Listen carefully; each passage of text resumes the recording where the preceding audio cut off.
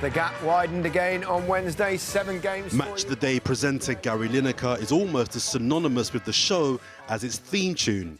But for the foreseeable future, he'll be watching the football rather than presenting it, after the BBC announced he'll be suspended for his tweet earlier this week criticising a government policy on immigration.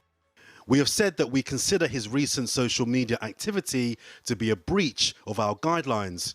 The BBC has decided that he will step back from presenting Match of the Day until we've got an agreed and cleared position on his use of social media. Responding to the Home Secretary's announcement of a new immigration policy, he tweeted, "There is no huge influx. We take far fewer refugees than any other major European countries. This is just an immeasurably cruel policy directed at the most vulnerable people in language that is not dissimilar to that used by Germany in the 30s, and I am out of order." The recent issue of immigration becoming one of the biggest political topics, the BBC has reacted with a reminder of their policies for their employees. But it was only back in 2016 when the former player tweeted, "Treatment by some towards these young refugees is hideous." The BBC responded saying, "Gary is a freelance broadcaster and this is a personal Twitter account." So my question with regards to the BBC is... Lineker has previously said those impartiality rules do not apply to freelance sports presenters. They only apply to people in news and current affairs. 7 years later, impartiality is the new political frontline. BBC chairman Richard Sharp is a former Conservative Party donor and was recently criticised in a report by a cross-party group of MPs for his role in allegedly facilitating a loan for the then Prime Minister Boris Johnson, all while applying for his BBC post. His appointment is currently being investigated, while Mr Sharp denies the story and has resisted calls to resign. Tonight, Labour say the BBC's decision is cowardly and is an assault on free speech in the face of political pressure. Not long after the BBC's announcement, Match the Day colleagues Ian Wright and then Alan Shearer tweeted that they have informed the channel that they will not be appearing on the show this weekend. It's one of the most sought-after jobs in TV, but who dares to take it on Saturday? Good question. Well, joining me now is Alistair Campbell, former Director of Communications to Tony Blair, who now hosts a podcast produced by Gary Lineker's company, and Times columnist Matthew Syed, who himself hosts a BBC Radio 4 programme. Welcome to you both. Let me start with you, Alistair. I mean, what a mess. But I guess one could ask, did the BBC have any choice? They absolutely had a choice. The choice was actually to stand up for its own values and not cower and pander to the creeping right-wing authoritarianism, of which this, I'm afraid, is a consequence.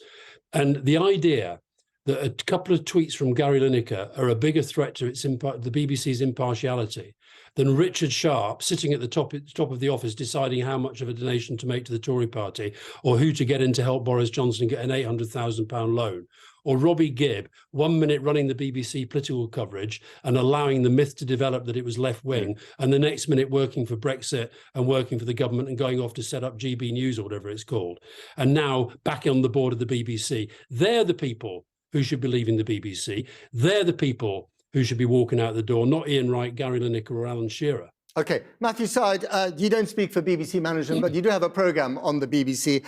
And you did tweet just the other day, Gary Lineker's comments made a mockery of impartiality guidelines. Does this not make a mockery of the BBC? Well, I agree with Alistair that the appointment of Richard Sharp was a disgrace, because it goes to the heart of impartiality. When Tim Davie took over as Director General, he made it an absolute imperative to protect BBC impartiality. I think that is the only way to sustain widespread public consent for the licence fee. Gary Lineker presumably signed up to what Davie had said. And I just think it was a failure, more than anything else, of common sense for one of the most high-profile voices and faces at the BBC, who I much admire, by the way, and whose political opinions I agree with to a very large extent, to compare official government policy to 1930s Nazi Germany.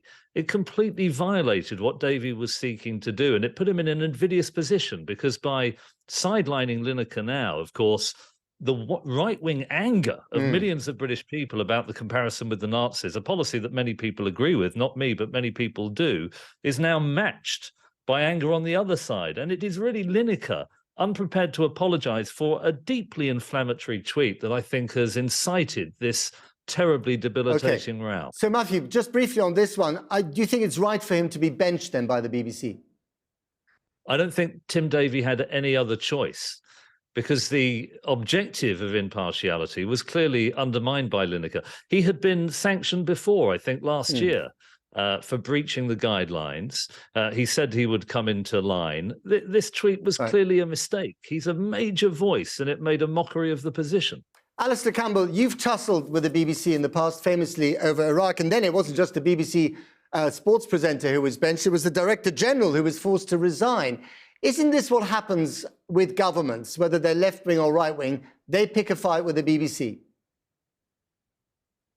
I think it's very, very different. We picked a fight, to use your phrase, because a BBC reporter, Andrew Gilligan, who then went on typically to work for Boris Johnson, did a report that was a pack of lies. We complained. The BBC refused to take our complaint seriously, and you know all that followed.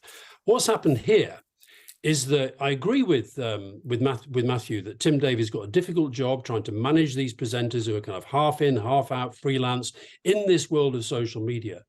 But it has to be done according to principles.